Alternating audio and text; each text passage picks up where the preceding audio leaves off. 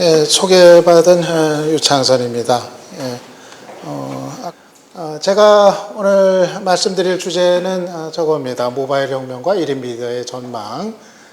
그래가지고 전체적인 지금의 어떤 이제 흐름에 관한 이제 저의 생각들 그리고 제가 1인 미디어 관련해가지고 좀 체험했던 것들, 여기로부터 나오는 이제 생각들, 그리고 특히 좀 관심이 많이 가고 있는 내년이죠. 2012년 그 소셜 선거가 될 거라고들 얘기를 하는데, 거기에 관해서 또 어떻게 생각을 하는지, 대략 정해진 시간이지만, 그 속에서 좀 저의 생각들을 말씀을 드리고자 합니다.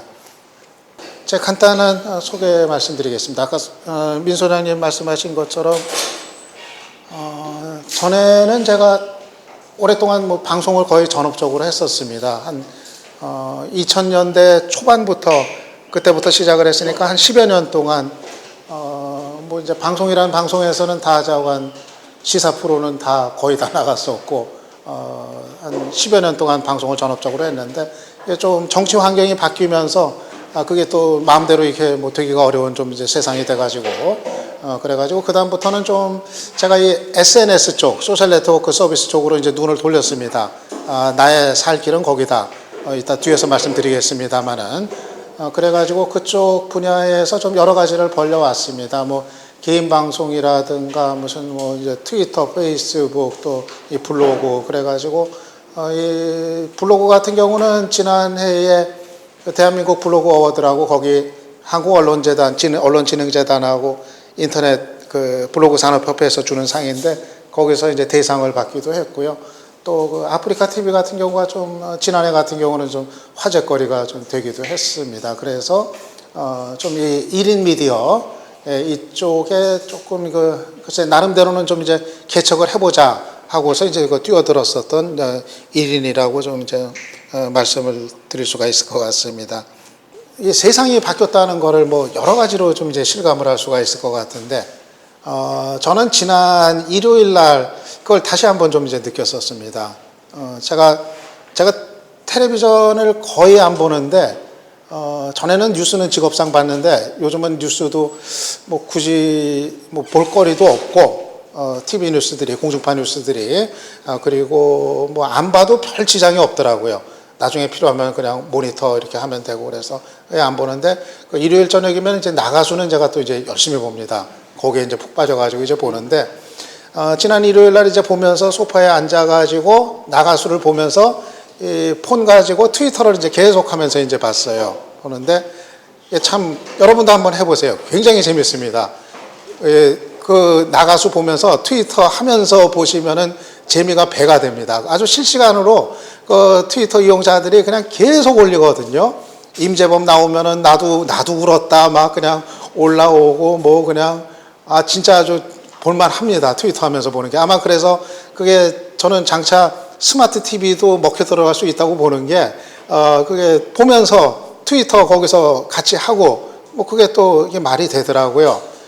그래가지고 저 트위터 하면서 나가수 보면서 이렇게 봤는데, 야, 이게 이제 달라졌구나. 옛날 같으면은 저랬잖아요.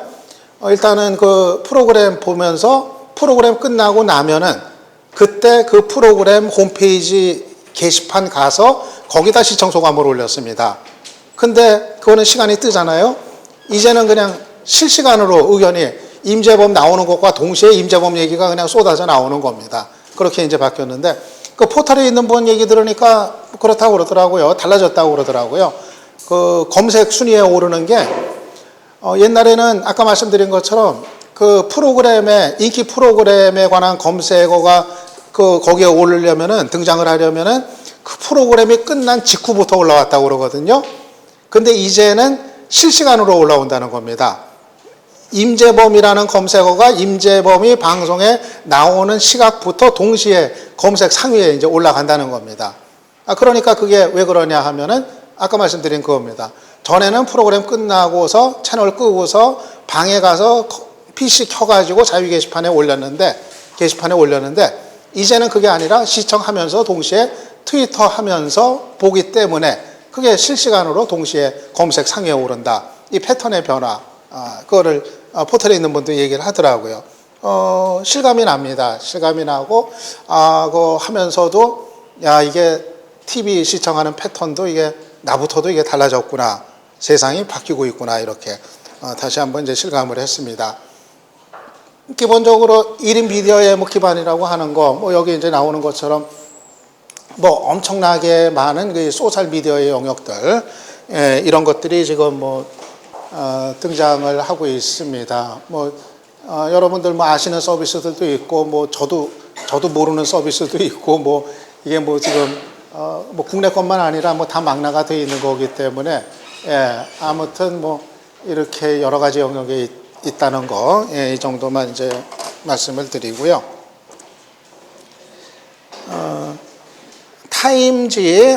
타임지 지난해 마지막 호였나 그럴 겁니다. 이게 마지막 호였나 그럴 겁니다. 타임이 2010년에 세계에서 가장 영향력 있는 인물로 페이스북의 CEO 주커버그를 선정을 했습니다. 전에 그 페이스북이 몰랐던 적은 있었는데, 아무튼 이제 주커버그한테로 이 올해의 인물이 이제 돌아갔습니다. 드디어. 그런데 그 해설 기사를 제가 이제 보니까요, 이런 이제 설명을 달아놨더라고요. 아주 인상적이어서 제가 인용을 했는데, 페이스북은 이제 세계에서 세 번째로 큰 국가로 표현을 했습니다.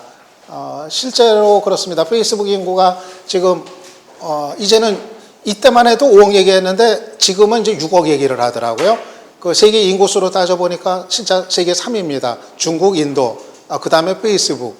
세계에서 세 번째 가는 이제 국가라는 겁니다. 자기 시민들에 대해서 페이스북 그 이용자들이 되겠죠. 저도 페이스북 시민입니다. 그렇게 보면 어떤 정부가 그랬던 것보다도 많은 정보를 갖고 있다. 그렇죠, 실제로.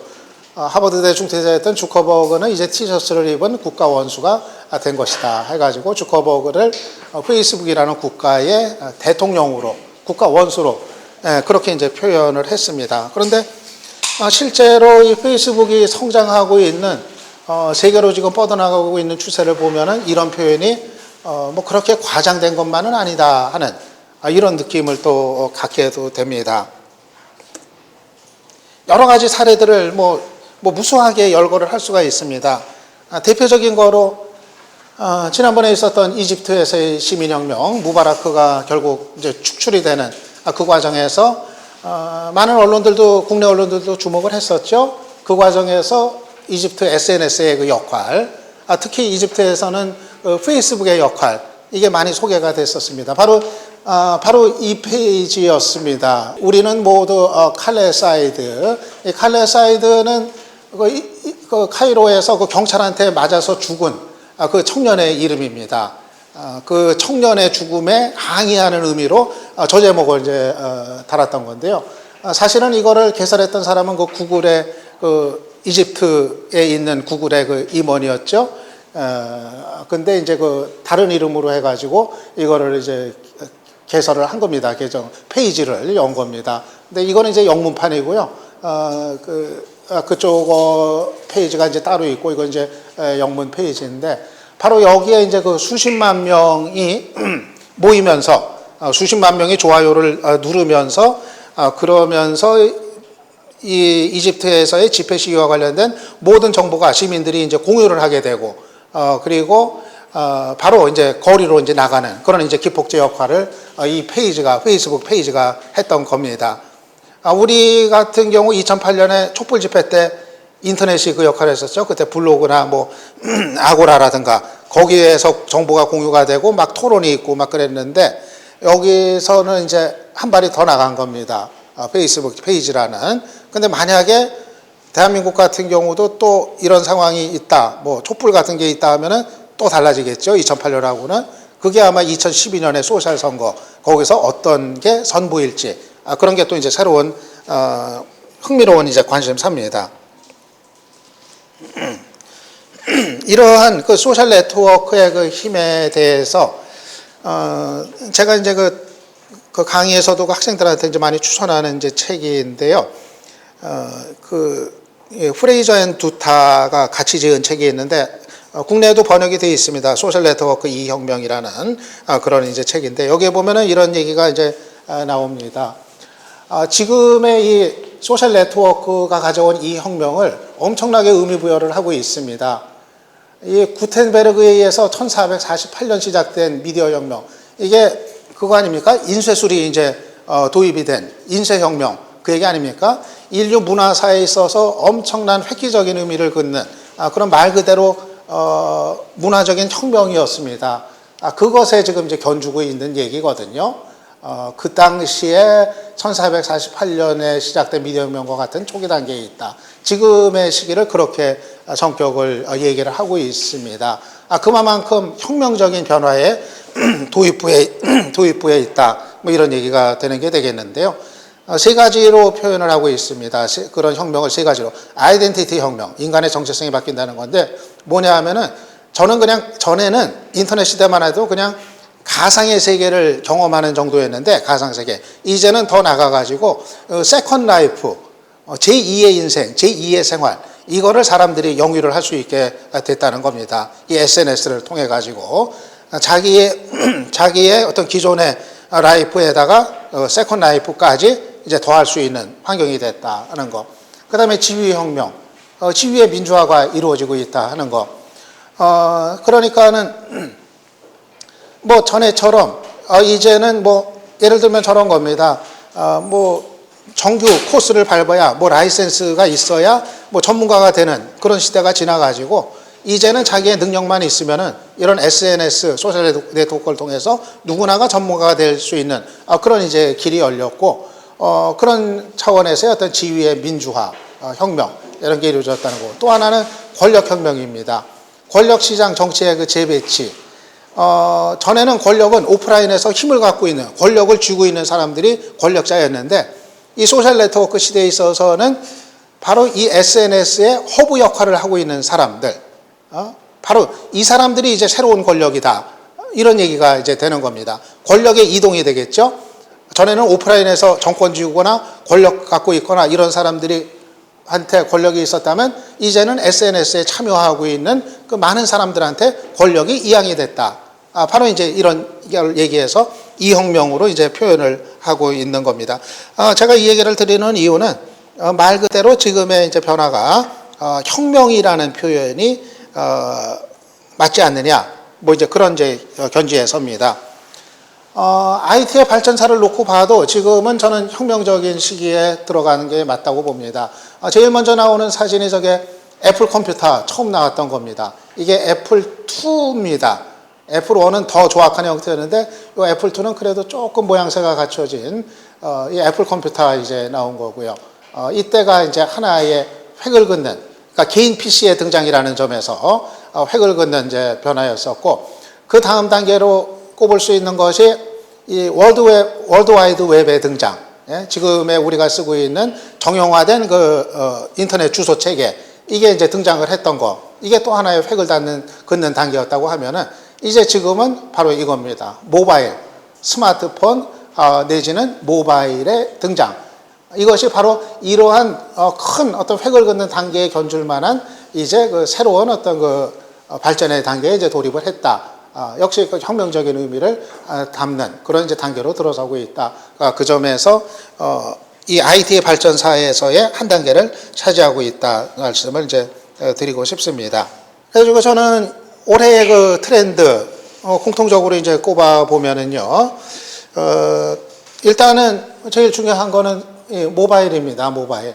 이제 모바일로 가고 있다고 하는 거. 이거는 뭐 세계적인 대세고, 뭐 한국 같은 경우도 뭐 대세고, 이거는 뭐 계속 빠르게 더 진행이 될 겁니다.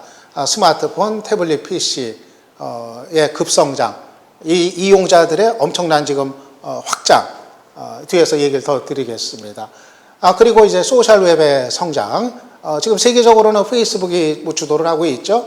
물론 한국 같은 경우는 좀 특수하게 뭐 트위터도 지금 상당히 뭐 강세를 보이고 있으면서 뭐 그러긴 합니다만, 아무튼 전체적으로 페이스북이 이제 이끌고 있는 그 소셜웹의 이제 급선장, 또 하나의 그 트렌드라고 할 수가 있겠고요.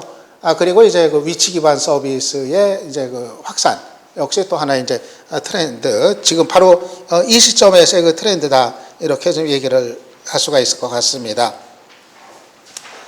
먼저 제일 중요한 이 모바일 혁명에, 제가 말씀드리고자 하는 모바일 혁명에 대해서 이제 말씀을 드려보면은요, 국내 스마트폰 인구가 이제 벌써 몇 달 전이었죠?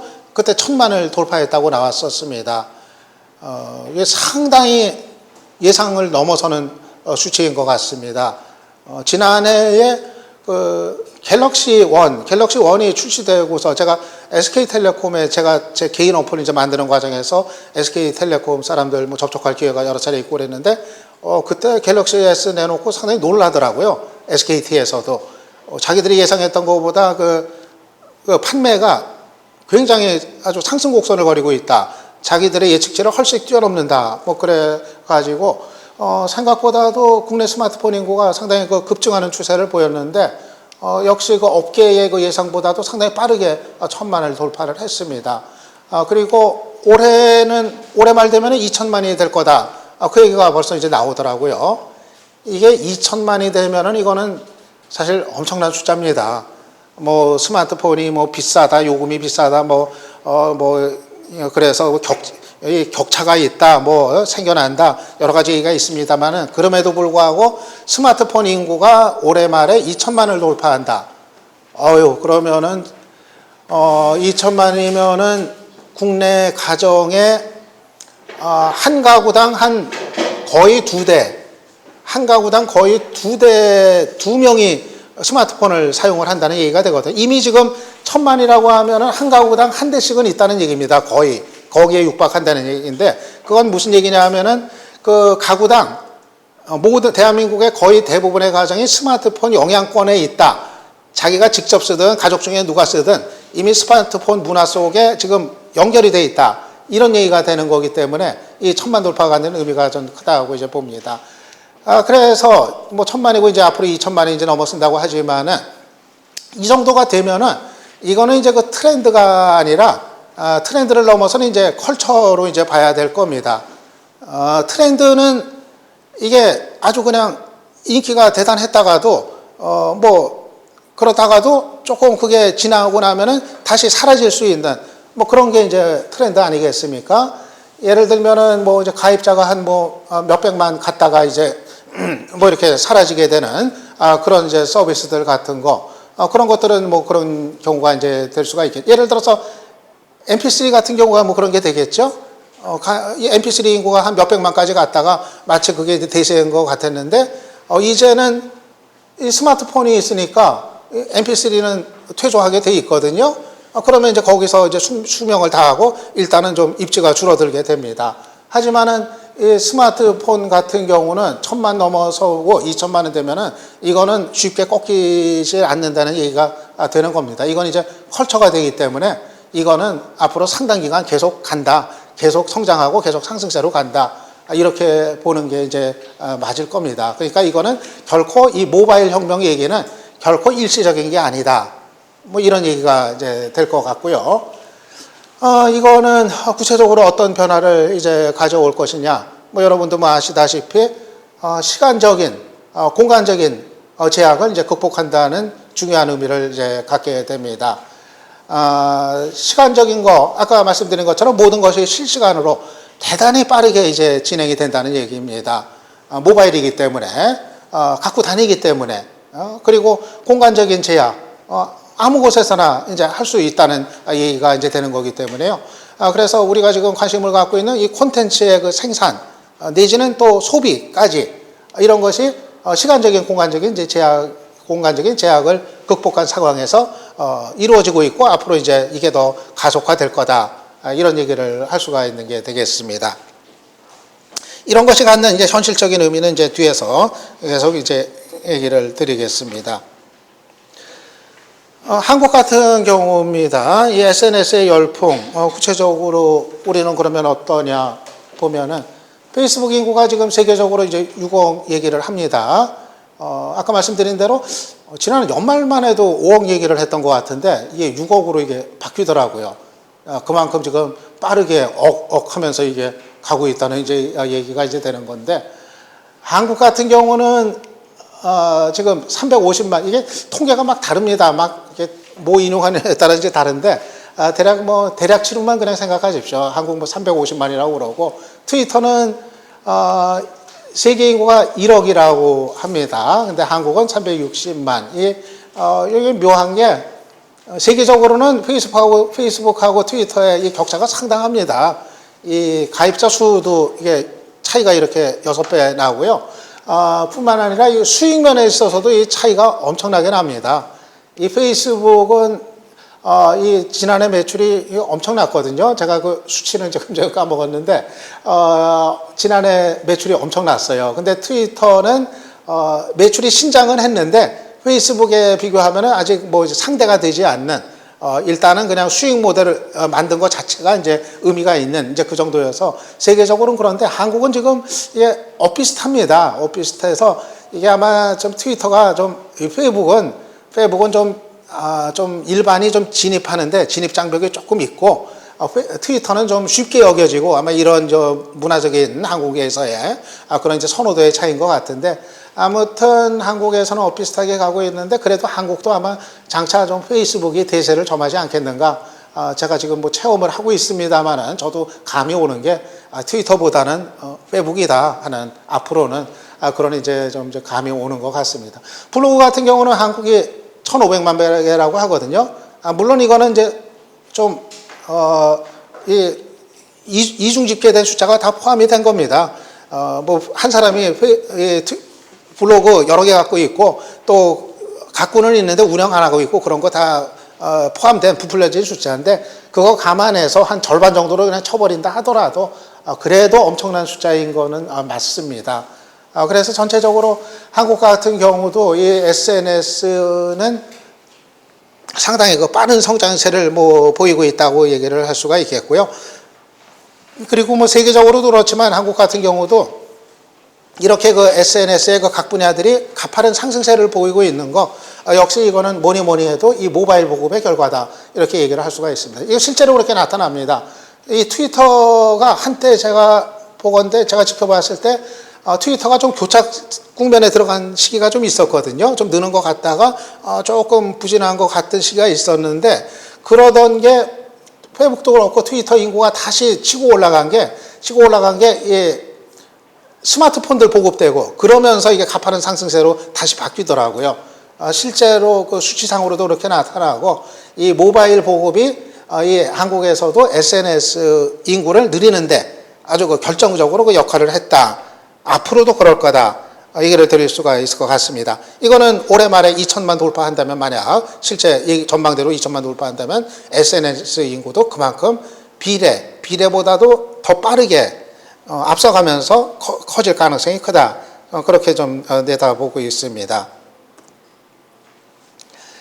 예, 이제 오늘 좀 얘기하고자 하는 그 1인 미디어와 관련된 영역으로 좀 넘어가 보겠습니다. 앞서서 전반적인 그런 흐름을 좀 이제 말씀을 이제 드린 건데요.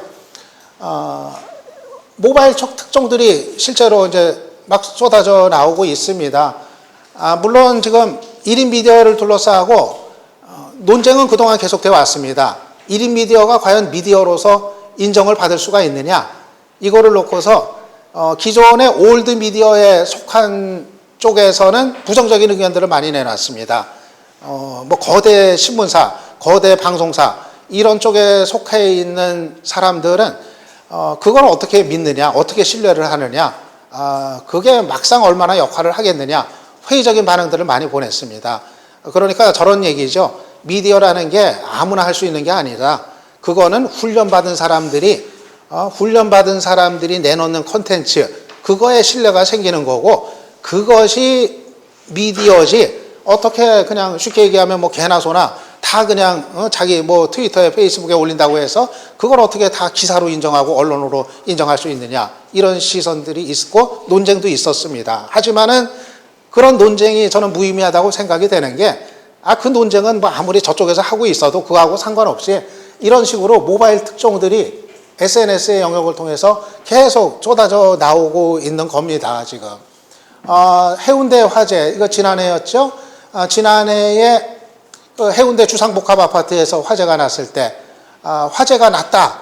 그 소식만 이제 알려졌을 때, 그때 현장을 보도했던 데가 아무 데가 또 없었는데, 현장 상황을 가장 먼저 보여준 것이 트위터를 통해서였습니다.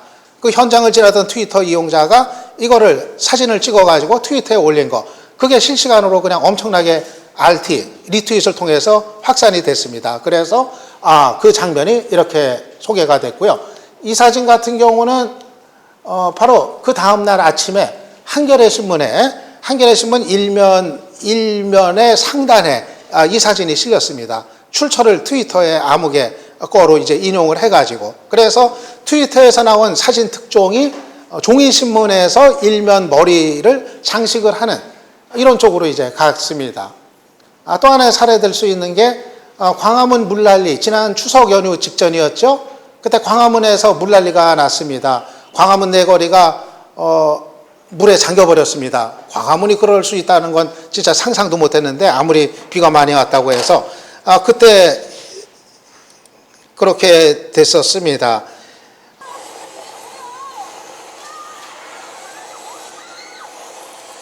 이게 블로거 미디어 몽구가 지금 유튜브에 올리면서 트위터를 통해서 이제 알렸었던 이제 그 장면이었습니다.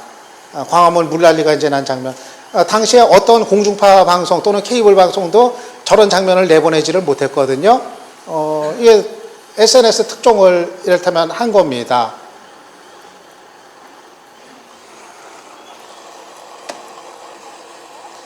저 장면은 이제 생생하게 이제 트위터를 통해서 많은 사람들에게 이제 전해졌던 건데요. 이게 왜 특종이었냐면은 그날 공중파 방송이 저 재난 보도를 했어야 됐거든요. KBS 같은 경우는 재난 책임 방송입니다. 당연히 정규 방송 중단하고 저 정도 되면 수도권 일대에 폭우가 쏟아져서 저렇게 물에 잠기면 재난 방송에 들어갔어야 되는데 그걸 못했습니다. 다 정규 방송을 하고 있었어요. 밑에 자막만 내보내고. 왜냐하면은 그거 보도해야 될 기자들이 다 추석 휴가 떠나버렸거든요. 리포트 할 사람이 아무도 없었습니다. 그러니까는 정규 방송에서 막 비난들이 쏟아졌죠. 뭐 하고 있는 거냐. 그런데 공중파는 끝내 저 재난 방송을 못했습니다. 케이블만 보도 전문 채널 YTN, MBN만 갑자기 이제 들어갔는데 거기도 사정은 마찬가지였어요. 기자들이 다 휴가 떠나가지고 할 사람이 없죠. 그래가지고 했던 방식이 트위터에 올라온 사진들, 소식들 그거 가지고 때웠습니다. 내용을. 그래가지고 완전히 거기서 트위터 내용들을 가지고 방송을 내보내는 이런 상황이 이제 됐던 겁니다. 그래서 이날 광경을 놓고 보면은 완전히 기존의 거대 미디어하고 이런 1인 미디어가 역할이 완전히 바뀌어버린 이런 것들을 이제 실감을 했던 겁니다. 그래서 트위터에서는 그날 보면은 이제 만세 소리가 막 나왔어요. 뭐 트위터가 이제 뭐 거대 미디어 이겼다 막 이제 이런 식으로까지 막 이제 그러고 그랬는데, 아무튼 그게 어떤 그 빈틈에 이제 진출을 한 것이었든 아니면 역할을 이제 적극적으로 수행한 것이었든 이렇게 1인 미디어의 어떤 그 특종 같은 거 이런 것들은 뭐 이제 쏟아져 이제 나오고 있습니다. 뭐 이런 사례들은 뭐 최근까지 뭐 무수히 뭐 얘기를 이제 할 수가 있는 이제 상황이고요. 예를 들면 또 그 최근에 그 송지선 아나운서 이제 자살했습니다만은 그런 소식들 같은 경우도 사실은 그 자살 암시하는 글 올렸을 때 뭐 다른 데보다 트위터 통해서 실시간으로 우리가 이제 접하게 되잖아요. 이게 뭐 다른 기사를 통해서 접하는 게 아니라 이게 완전히 실시간으로 오는 겁니다. 저도 그날 아침에 송지선 아나운서 뭐 자살할 것 같은 암시하는 걸 트위터에 올렸을 때 제가 송지선 아나운서 뭐 팔로잉은 안 하고 있지만 RT를 통해서 이게 오더라고요. 보는데 무섭더라고요. 진짜 금방 자살할 것 같은 글이더라고요. 그날은 이제 자살을 안 했습니다만은 그런 식으로 해서 아무튼 그런 게 이제 그 실시간으로 이 SNS를 통해서 우리가 그 소식을 정보를 이렇게 그 접하게 되는 이런 이제 상황이 되고 있습니다. 이런 모바일 시대가 개인 방송도 모바일 시대를 맞고 있습니다. 저도 이제 개인 방송하고 있는데 스마트폰을 이용한 생방송이 가능합니다. 제가 저는 이제 아이폰 쓰곤 합니다만은 이거 아이폰 가지고 생방송 내보내는 게 아주 간단합니다. 이 방송 내보내는 게 뭐 복잡할 것 같죠? 이거 터치 한 2번인가 3번만 하면 됩니다. 지금 이 자리에서 여러분 이 광경을 생방송으로 내보내는 게 가능합니다. 2번인가 3번인가 한번 제가 씌워볼게요. 요게 제가 아프리카 TV 어플을 다운받아 놨거든요. 우선 한번 터치하면은 요게 이제 뜹니다. 그러면은 여기서 방송하기 저 왼쪽에 있는 거 방송한 거 터치를 합니다. 그러면은 이제 이제 뜹니다. 여기서 방송 시작 한번 터치를 더 했습니다.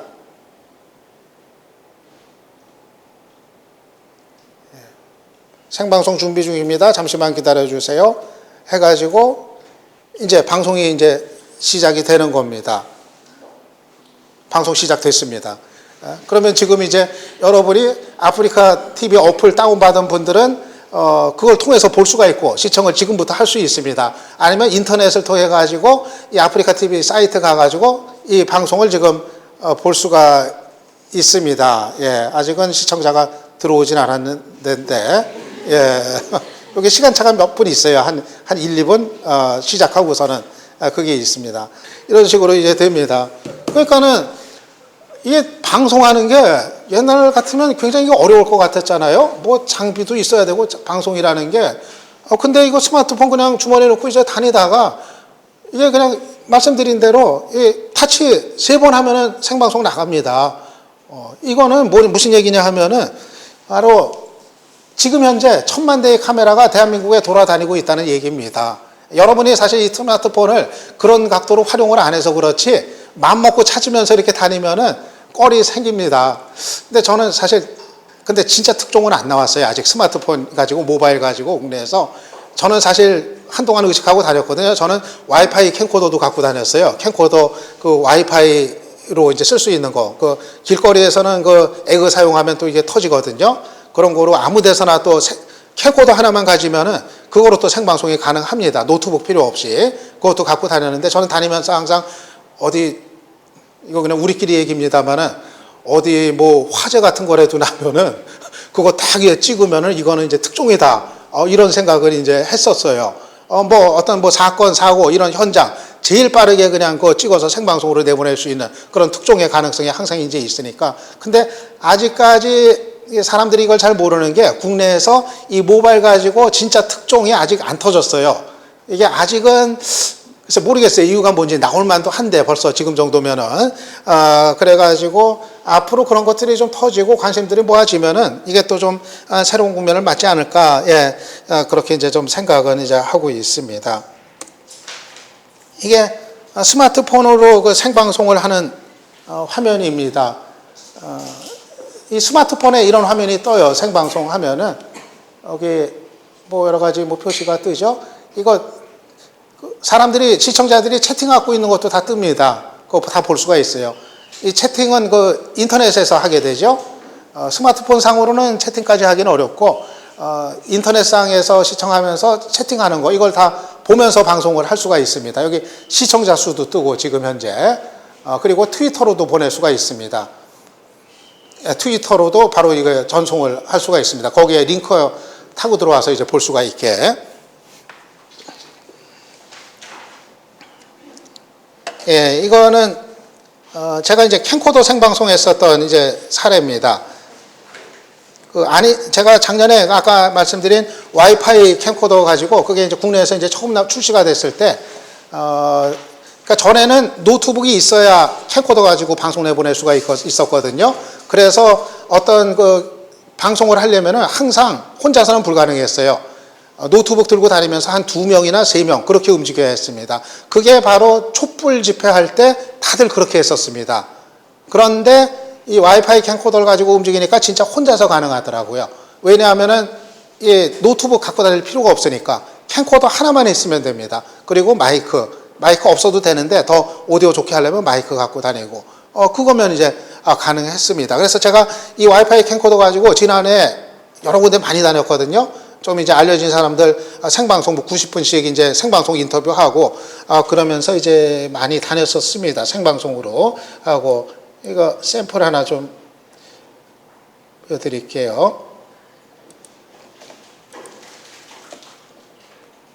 예, 안희정 지사하고 이제 나중에 이제 녹화 방송 보면 저도 볼 수 있나요? 저 자막도? 채팅은 다시 안 나와요. 다시 안 나와요? 네, 이거는 그냥 한 번 지나가고 이제 많은 거고요.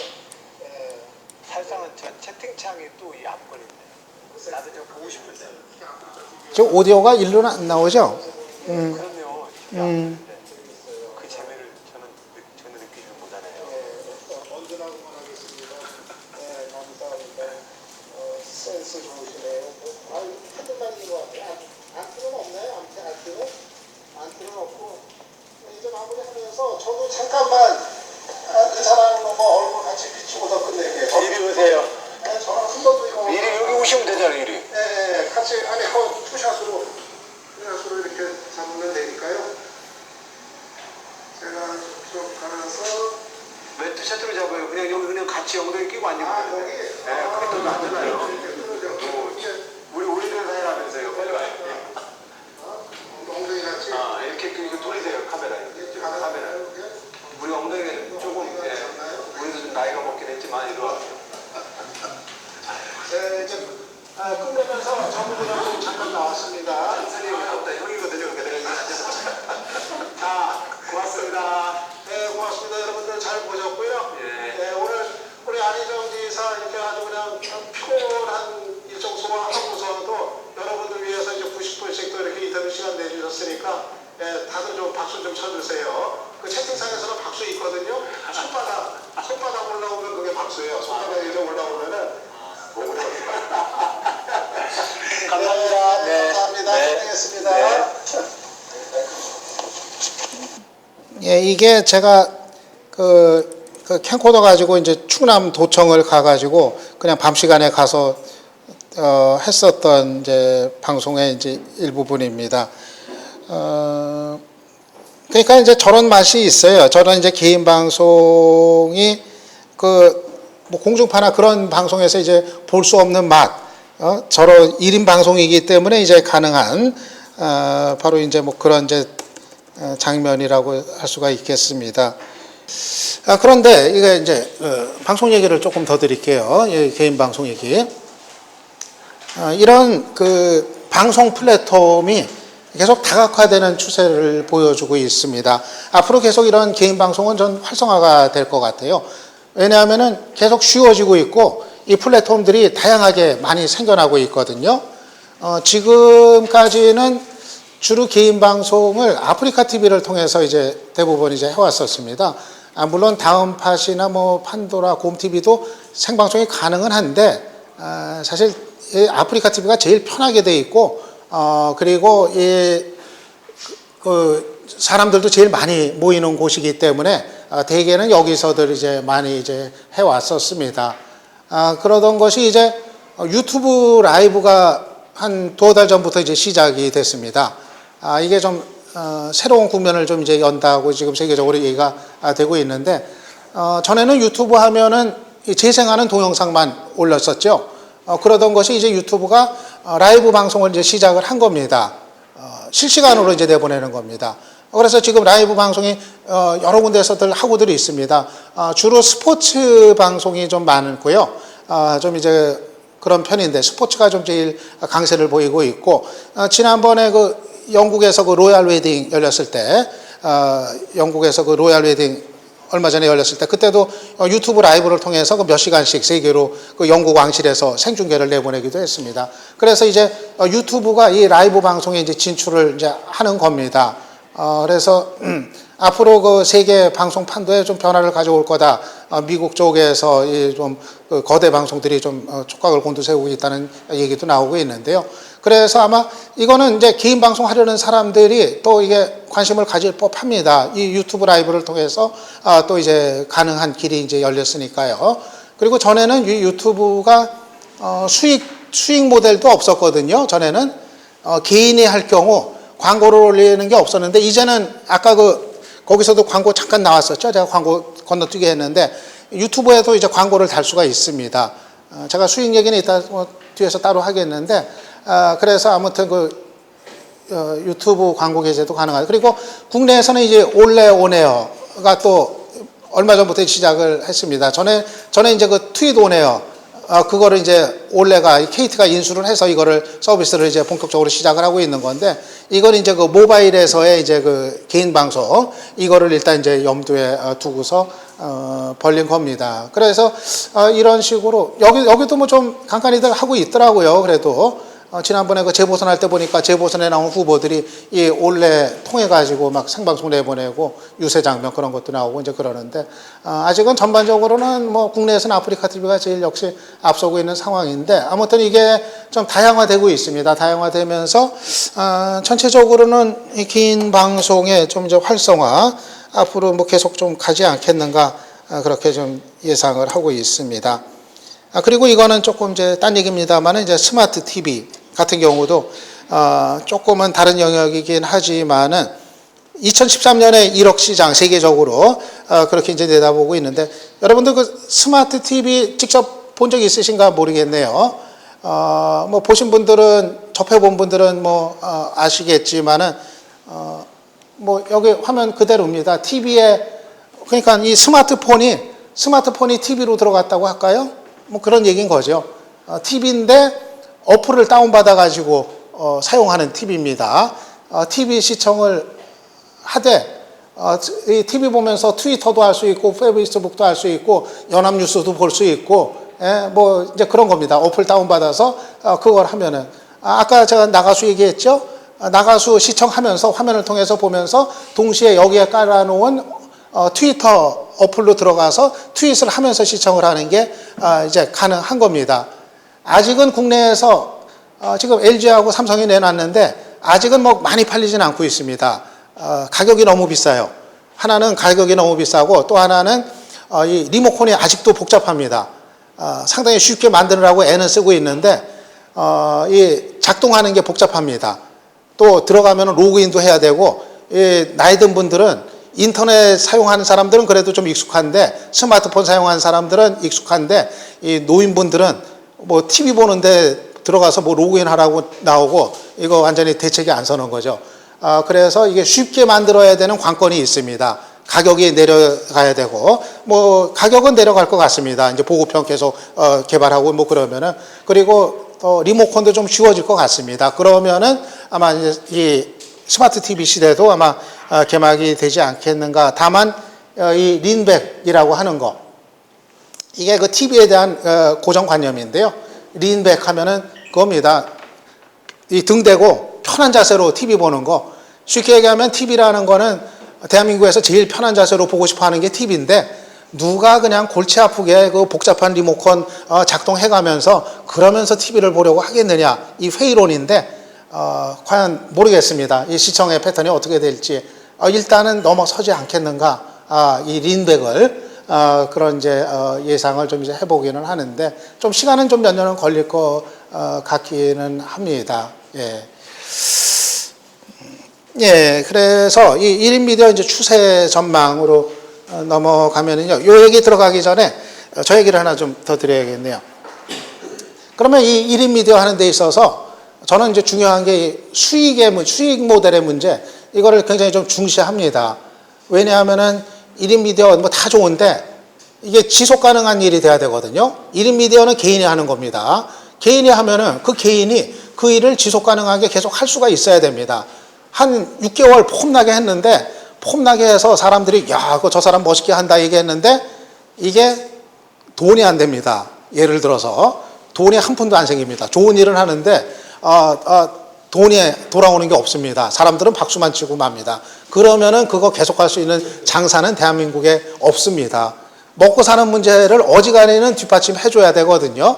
저거로 완전히 해결은 안 되고, 어차피 다른 일을 또 하면서 한다고 했을 때, 그렇다고 하더라도 적어도 뛰는 만큼, 시간을 들이는 만큼 어느 정도는 뭐가 돌아와야 이게 돌아갈 수가 있습니다. 개인이 하는 거기 때문에. 이 문제가 그러니까 이제 그 1인 미디어의 수익 모델, 이거는 굉장히 중요한 문제고, 사실은 어려운 문제고, 저도 계속 이거를 연구하고 고민하고 있는 이제 그런 이제 문제입니다. 그게 수익 모델들이 있기는 여러 가지 있습니다. 블로그 같은 경우는 광고를 달 수가 있습니다. 뭐 구글 애드센스 광고 달 수 있고 다음 뷰에서 운영하는 그 뷰 AD를 달 수가 있습니다. 그 트래픽에 따라서 또는 광고를 클릭한 사람 숫자에 따라서 광고비가 지급이 됩니다. 저 같은 경우도 사실은 그 블로그 운영하면서 그 광고 수익 재미를 좀 한동안은 상당히 봤었습니다. 블로그 제가 시작한 게 이제 한 몇 년 되는데 처음에는 상당히 그야말로 짭짤했었어요. 그 구글 애드센스 그 정책이 상당히 좀 단가도 괜찮고 그럴 때 그때 이 블로그만 가지고도 먹고 살 수 있지 않을까 환상이 심어질 정도로 제가 블로그 처음 시작했을 때 그랬었습니다. 한 달 했는데 이게 몇백이 되더라고요. 광고비만, 블로그 광고비만. 야, 이게 이런 게 있구나 했는데 그게 이제 꼭지였어요. 그게 꼭지였고 그다음부터 구글 정책이 막 바뀌면서 이 단가가 내려가면서 구글의 광고, 애드센스 광고 수익이 계속 이게 하얀 곡선을 이제 그렸습니다. 그래서 블로그를 지금 뭐 저만 해도 뭐 여러 가지 그 광고 몇 개 이제 다음 뷰 것도 달아놓고 달아놨는데 전반적으로 이 블로그의 그 광고 수익성이 굉장히 하향됐습니다. 특히 이 시사 블로그 같은 경우는 제가 하고 있는 뭐 연예나 뭐 이런 요리나 이런 거는 또 조금 다른데 시사 같은 경우는 이제 많이 좀 이제 그런 된 상태고 그래도 자관 뭐 가능한 데까지는 저도 뭐 계속 이 수익을 이제 추구를 하고 있습니다. 그런가 하면은 또 제가 아까 그 개인 방송 얘기했습니다만은 개인 방송도 아프리카 TV 같은 경우는 그 수익 모델이 있습니다. 거기에는 그 별풍선이라는 게 있거든요. 여러분들 아마 들어본 적 있을 겁니다. 아프리카 TV 좀 아는 분들은 그 예쁜 언니들이 나와가지고 방송에서 춤추고 별풍선 주세요 한다고 해가지고 막 그 어떤 신문에서 뭐 긁기도 하고 막 그랬는데 뭐 그렇게 선정적인 거는 요새 이제 많이 사라졌어요. 그 자체적으로 모니터링 막 하고 규제하고 그러기 때문에 그런 거는 좀 이제 과장된 면이 있고 아무튼 그 시청자가 자발적 시청료로 주는 자기 돈 내고 구입해서 주는 그 별풍선이라는 그 시청료 제도가 있습니다. 저도 그거에 좀 상당히 덕을 많이 봤어요. 제가 지난해 아프리카 TV 한 1년 정도 운영을 했는데 지금은 한 두어 달 쉬고 이제 다음 주부터 다시 이제 재개를 하려고 합니다. 아무튼 이제 그런데 그것도 좀 의미가 있는 수익 모델로 좀 이제 자리를 했었습니다. 그래서 좀 기복이 있어요. 기복이 있는데 예를 들어서 선거 전후에서 상당히 그 시사에 대한 관심이 고조됐을 때 그때는 뭐 한 달에 뭐 몇백까지도 그게 또 되더라고요.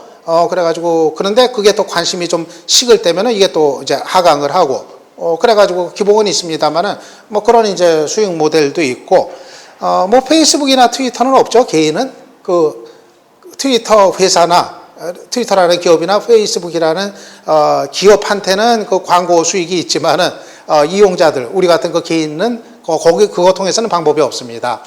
그래서 이 그 SNS 그 분야마다 수익 모델이 있는 게 있고 없는 게 있고 아무튼 이제 그런데 결국은 이 핵은 그겁니다. 이 자기가 생산해낸 콘텐츠를 어떻게 유통시키고 어떻게 팔 건지 이거는 계속 이제 길을 찾아야 되고 개척하고 이제 고민을 해야 될 이제 부분입니다. 그래가지고 아무튼 이 지속 가능한 1인 미디어가 되기 위해서는 이 수익 모델의 문제 계속 같이 가야 된다는 거 저는 뭐 계속 강조를 하고 저는 항상 할 때마다 그거를 항상 답을 찾으려고 하기는 합니다. 답이 없는 경우도 있기는 있는데 그래서 이거를 하면은 수익 면에서는 뭐가 올 수 있을까 이거를 항상 좀 생각을 합니다. 예, 그런데 그렇습니다. 아무튼 자관 그렇고요. 실제로 그 문제를 해결 못 해가지고 굉장히 중도에서 1인 미디어 시도하다 포기하는 경우 그런 경우들도 많이 있습니다. 그 문제에 관해서 답을 못 찾아가지고 예. 다음에 그 1인 미디어 이제 앞으로에 대한 이제 전망 얘기를 보겠습니다. 기본적으로는 콘텐츠 생산의 그 주체가 변화했다는 의미를 갖고 있습니다. 아까 말씀드린 대로 이 1인 미디어 하면은 기존의 그 미디어 관념을 이제 그 통째로 깨뜨려 버린 겁니다. 전에는 콘텐츠를 그 생산하는 주체는 이 거대 미디어였죠. 항상 거대 신문, 거대 방송. 이 사람들만이 기사를 생산해낼 수 있는 콘텐츠를 생산해낼 수 있는 주체로 인정받고 대접을 받았는데 이제 그게 무너진 겁니다. 그게 아니라 개인도 1인도 나도 바로 이 콘텐츠를 생산해놓고 사람들에게 읽히게 하고 또 보게 하는 그런 주체가 될 수 있다. 이런 이제 변화가 이루어지고 있는 겁니다. 그리고 실시간성. 이거 굉장히 빠르게 진행이 되고 있습니다. 아까 말씀드린 것처럼, 이거 이제 시간이, 지체가 안 됩니다. 전에 거대 미디어 통해서도 시간은 필요했거든요. 어떤 사건이 터져도, 그것이 취재가 되고 보도가 되기까지는 아침에 어떤 사건이 터졌다. 그거 취재해서 보도하는 게 9시 뉴스 통해서 나간다라든가 이런 것이 대략 일반적인 패턴이었습니다. 하지만 이제는 SNS 시대에 있어서는 실시간으로 나갑니다. 곧바로 현장의 사진이 트위터를 통해서 페이스북을 통해서 나갑니다. 또는 긴 방송을 통해서 생중계가 이제 가능합니다. 훨씬 시간이 빨라졌습니다. 기다려주지를 않습니다. 아주 빠른 속도로 진행이 되고 있습니다. 그리고 쌍방향성. 전에는 일방적으로 내놓고 그거를 시청자나 독자들은 그냥 수동적인 위치에서 보거나 읽기만 하는 이런 존재였습니다. 하지만 이제는 피드백이 있습니다. 쌍방향성입니다. 개인 방송을 보면서 자기 의견을 채팅창에 계속 올립니다. 아니면은 트위터나 그 페이스북을 통해서 리트윗이나 댓글을 통해서 자기 의견을 계속해서 올립니다. 블로그를 통해서 댓글을 올리게 됩니다. 지금 콘텐츠를 만든 사람과 그것에 대한 수용자가 같이 주고받는 그런 이제 변화를 보여주고 있습니다. 그리고 이용자 편리성이 계속 이제 극대화가 되고 있습니다. 점점 쉽게 사용을 할 수 있게 그렇게 변하고 있습니다. 스마트폰이 그렇고 태블릿 PC가 이제 그렇고요. 한마디로 얘기해서 콘텐츠를 소비하는 사람들 입장에서도 가장 편한 자세로 소비를 할 수 있도록 계속 그렇게 만들어주고 있습니다. 지금 태블릿 PC라는 게 사실 그런 거 아닙니까? 그냥 타치만 가지고 이렇게 그냥 손가락 이렇게 한번 가는 거를 통해 가지고 콘텐츠들을 아주 편한 자세에서 소비할 수 있도록 해주는 거. 바로 이제 뭐 그런 건데요. 그런 것들은 뭐 여러 가지로 계속 모색이 되고 있습니다. 콘텐츠를 생산하는 사람이 더 편하게 생산할 수 있게, 손쉽게 생산할 수 있게, 그렇게 지금 가능해지고 있고요. 예를 들어서 블로그 같은 경우도 전에는 꼭 PC를 통해서 해야 됐죠. 블로그 같은 경우는 글을 써야 되고 막 텍스트가 들어가야 되고 사진 거기다 앉혀야 되고 막 이제 그러니까. 그런데 이제 블로그 같은 경우도 이제 모바일을 통해서 이제 가능합니다. 이 스마트폰에 이 티스토리 어플 다운받거나 아니면은 뭐 아이패드나 이런 데에다가 역시 티스토리 어플 다운받으면은 이 모바일을 통해서 블로그를 작성을 포스팅을 하는 게 가능합니다. 거기다 입력을 하고 사진 갖다 앉히고 발행이 다 됩니다. 그게 다음 뷰로까지도 바로 발행이 다 됩니다. 다 거기서 해결이 어지간한 건 다 됩니다. 모바일을 통해 가지고도 이 블로그에 포스팅을 할 수 있는 게 가능해졌습니다. 그런가 하면은 또 이 디바이스의 그 일체화, 이 기기들이 이제 그 다 일체화가 이제 되는 겁니다. 뭐 PC, 뭐 TV, 그리고 이 뭐 캠코더 이런 것들이 서로 연결이 되는 게 더 쉽고 하나로 일체화가 되는 이런 추세로 계속들이 이제 가고 있습니다. 스마트 TV는 스마트 TV대로 그 하나의 거에 다 연결시키고 다 담으려고 하고 있고 그렇게 되고 있고 그것들을 연결시키는 과정도 아주 쉽게 됩니다. 그러니까 전에 같으면은 예를 들어서 뭡니까 그 디카 가지고 뭐 사진 찍어 가지고 왔으면은 사진 찍으면은 그거를 가지고 PC를 부팅을 시켜 가지고 PC에다가 케이블을 연결을 시켜 가지고 뭐 해 가지고 PC에다 사용하고 뭐 이런 식으로 이제 됐다고 이제 한다면은 이제는 그냥 모바일 하나 가지고 그냥 바로 찍어 가지고 바로 거기서 그냥 다 발행을 시켜 버리는 이런 것까지 그냥 가능한 다 일체화 추세로 가고 있고 더 계속해서 이제 눈을 돌리고 있습니다. 1인 미디어 제 얘기를 조금 이제 드려보겠습니다. 제가 1인 미디어를 이제 시작한 사연. 이제, 전화리 있은 이후로 좀 이제 사정이 이제 그렇게 됐습니다. 아까 얘기 드린 대로 제가 이제 방송을 이제 굉장히 이제 많이 하곤 했었는데요. 하루에도 이제 여러 개씩 하곤 했었는데, 그게 이제 좀 여의치 않게 됐습니다. 갑자기 좀 이제 안 나와도 된다는 그런 이제 통보를 여러 군데서 그 촛불 전국이 끝난 이후부터 본격적으로 했습니다. 그때까지는 안 그랬어요. 정신이 없으니까. 그런데 이제 촛불 전국이 이제 끝나고 전반적으로 이제 그 방송 쪽을 상당히 이제 좀 이제 통제를 하면서 방송 장악 논란이 그때부터 이제 불이 붙기 시작을 했었죠. 그래서 이제 방송 쪽을 상당히 이제 아주 그냥 강도 높게 이제 챙기면서 저한테 이제 그런 전화가 갑자기 불시불시에 이제 여러 군데서 왔었습니다. 그래서 그날 이후 저는 이제 그 제 명함의 이제 뒷면입니다.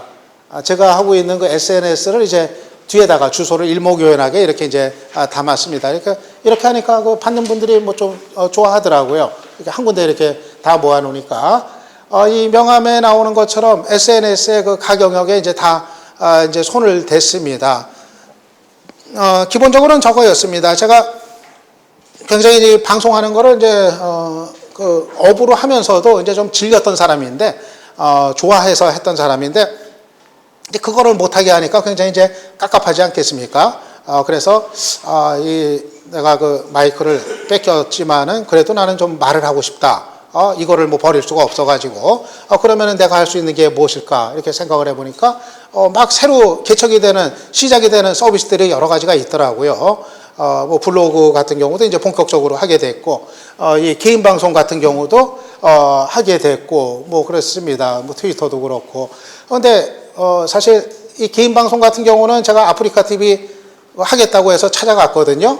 찾아갔는데 사실은 이때만 해도 좀 부담이 굉장히 컸었습니다. 이 공중파에서 많이 알려진 아무개가 아프리카 TV 했는데 실패했더라. 사실 이거를 전혀 의식을 안 할 수는 없었거든요. 가서 얘기해 보니까 상담을 해 보니까 몇 년 걸릴 거라고 그래요. 아프리카 TV 해가지고 좀 자리 잡으려면 몇 년 걸린다. 다 그렇게 고생해가지고 자리 잡은 사람들이다. 그 랭킹에 올라 있는 사람들이 뭐 망치 부인 같은 경우도 뭐 몇 년 걸렸었다. 고생할 각오 좀 하셔야 된다. 뭐 이제 그러더라고요. 그래서 조금 사실 걱정이 됐어요. 나는 몇 년의 시간은 없거든요. 몇 년 시간 걸리면 내 나이가 몇인데, 그러면은 몇 년 시간 걸리면 어차피 대통령 임기도 다 끝날 때인데, 그때 가서 뭐 무슨 소용인가? 나는 지금 필요한데, 빨리 하고 이제 끝장을 승부를 봐야 되는데, 그래가지고 이제 했는데, 어쨌든 뭐 퇴로가 없었어요. 선택의 여지가 없이. 딴 걸 다 막혀 있으니까, 이건 뭐 되든 안 되든 해가지고 돌파를 해보자, 벌리자. 이쪽으로 이제 가닥을 잡았었습니다. 그래가지고 이 아프리카 TV에서 방송을 매일 밤 했습니다. 한 1년 동안 매일 밤 11시에 그냥 눈이 오나 비가 오나 일요일까지 했었습니다. 하루에 한 90분 정도씩. 근데 지금 생각하면 제가 한 2달 쉬고 나니까 이걸 어떻게 해냈는지 제가 모르겠더라고요. 이게 좀 쉬는 맛이 이제 들으니까는 어떻게 매일 밤에 그 시간에 저걸 했지 이제 싶더라고요. 아무튼 그래가지고 랭킹도 뭐 한때 그냥 꽤 오르기도 했었고 뭐 별풍선도 많이 받고 이게 또 화제거리가 돼가지고 뭐 신문 잡지에 많이 이제 또 소개가 되기도 했습니다. 제가 그 지금 자료집 그 뒤에 보면은 관련된 그 기사들 그 몇 개 실려 있는 거 나중에 아마 좀 보실 수가 있을 겁니다. 아무튼 이게 재밌기도 했고 이제 힘들기도 했었고 그랬는데 이제 제가 다음 주부터는 이제 낮 시간으로 옮겨가지고 매일은 못하고 일주일에 한 4일 정도 이렇게 좀 정례화 해가지고 이제 다시 좀 재개를 하려고 좀 생각을 하고 있습니다. 그거는 이제 내년 2011년 앞두고 아무래도 이제 시사에 대한 관심이 다시 커지는 시기이기 때문에 이 소셜 선거로 가긴 거기 때문에 제가 다시 빨리 이제 재개를 해야겠다. 쉬는 것도 좋지만 그렇게 이제 생각을 하고 이제 다시 이렇게 하려고 하고 있습니다. 아까 얘기 드린 와이파이 캠코더 이제 들고 다녔다. 저게 이제 와이파이 캠코더입니다. 저게 이제 국내에서 처음 나왔을 때 처음 이제 쓰고 다녔었습니다. 그래가지고 이렇게 해가지고 저로서는 그래도 이제 조금 나름대로 이제 보람이 있었던 거는 그렇게 또 이제 한 거를 좀 인정을 받아가지고 지난해 연말에는 이제 저런 이제 상도 이제 뭐 받고 이제 그랬었는데요. 이게 사실 이 SNS 사실 솔직히 얘기하면 굉장히 힘듭니다. 이게 기본적으로 머리로도 때우지만 몸으로 때워야 되는 일들이거든요. 하나 하는 거는 그렇게 어렵진 않습니다. 자기의 어떤 하고 싶어가지고 하나 또는 둘 하는 거 그렇게 어렵지 않은데 저 같은 경우는 아까 말씀드린 대로 여러 가지를 그냥 다 벌려버렸거든요. 동시다발적으로. 그러니까는 이게 돌아가면서 다 관리를 해야 됩니다. 돌아가면서 다 해야 되고 이게 하나하나에 먹히는 물리적인 시간이 이게 만만치를 않더라고요. 그래가지고 사실은 한때는 아프리카 TV까지 한참 하고 그럴 땐 진짜 밤잠 못 자고 했었습니다. 그래가지고 굉장히 시간에 쫓기면서 또 이것만 하고 있는 게 아니고 오프라인에서의 활동을 또 여러 가지 또 해야 되기 때문에 그거 하면서 하려니까 굉장히 힘든 이제 과정이었는데, 아무튼 이제 그렇게 해서 1인 미디어가 어려운 게 이제 그겁니다. 바로 1인이 하는 거기 때문에 사람이 하나잖아요. 조직이 하는 게 아니기 때문에. 그러니까 혼자서 해낼 수 있는 일의 양이 이건 어쩔 수 없는 한계가 있습니다. 이건 물리적인 이제 문제이기 때문에 몸이 하나이기 때문에 그게 저는 좀 제일 어렵더라고요. 시간의 문제. 혼자서 하기 때문에. 그렇다고 해서 이걸 여럿이 하면 조직이 되면 1인 미디어의 맛이 또 상실이 되고 맛이 좀 그게 아닌 것 같아요. 그래서 저는 이거는 그냥 1인 미디어는 혼자서 가야 되는 거다 그렇게 이제 생각을 하고 있습니다만 1인 미디어의 강약점 저는 이렇게 생각합니다. 말씀드린 대로 강점은 신속하다는 거, 쌍방향성이라는 거, 그리고 수많은 시민 기자들이 있다는 거. 아까 말씀드렸죠?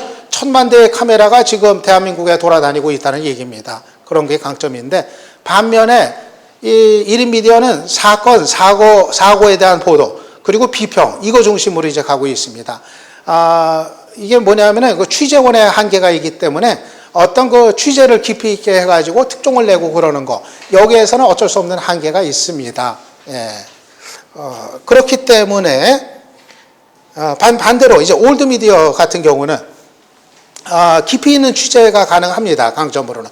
그리고 자기들의 그 광범한 취재원들이 있습니다. 그리고 신뢰도에서 상대적인 우위를 점하고 있습니다. 이런 게 강점이고 반면에 속도에서 한계가 있습니다. 1인 미디어보다 느립니다. 그리고 일방향성이라는 거 이런 것들이 이제 한계입니다.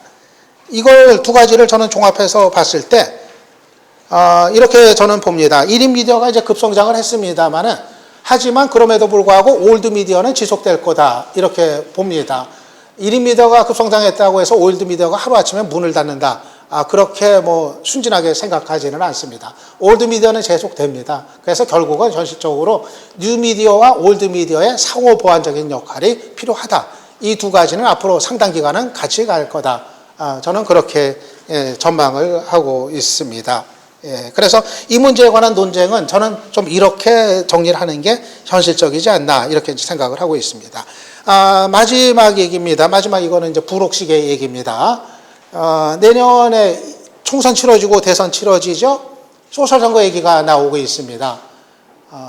내년에 총선 대선이 한국 최초의 소셜 선거가 될 거라는 얘기가 여기저기서 나오고 있습니다. 정당 조직보다도 소셜 네트워크의 힘이 우위가 될 거라는 얘기도 나오고 있는데요. 실제로 저는 이 소셜 전략의 중요성 대단히 크다고 생각을 합니다. 제가 개인적으로 예상컨대는 내년에 특히 대선이 총선은 어차피 벌써 지금 분위기가 좀 많이 정해지는 것 같고요.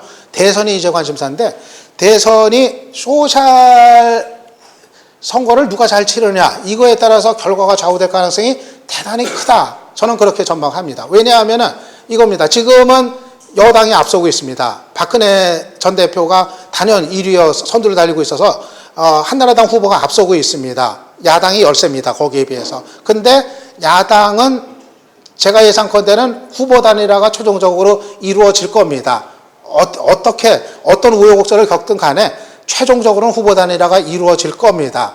그러면은 야권에서 단일 후보가 만들어지면은 그때는 이게 판세가 달라질 겁니다. 상당히 근접이 될 겁니다. 아마 상당히 근접이 될 겁니다. 야당 후보가 누구든지 간에 그 격차라는 것이 그렇게 뭐 좁혀질 수 없는 격차 이게 아마 아닐 겁니다.